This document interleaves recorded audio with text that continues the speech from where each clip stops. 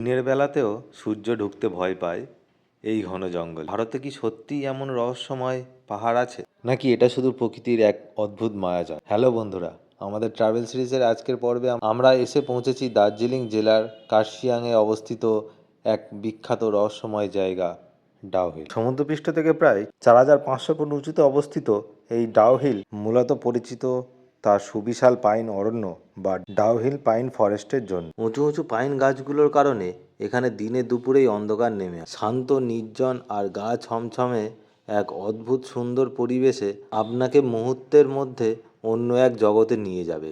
এবার জানাই এখানে কিভাবে আসবেন। কার্শিয়াং শহর বা স্টেশন থেকে পার্সোনাল বা রিজার্ভ ট্যাক্সি নিয়ে খুব সহজেই ডাউহিলে চলে আসতে পারবেন। দিনে দিনেই পুরো ডাউহিল পাইন ফরেস্ট এবং স্কুলের আশপাশে এলাকায় ঘুরে নেওয়া যায়। রহস্যের গন্ধ থাকুক বা না থাকুক, প্রকৃতির রূপ আর ঐতিহাসিক স্থাপত্যের মেলবন্ধনে ডাউহিল নর্থ বেঙ্গলের অন্যতম সেরা এক অফবিট লোকেশন।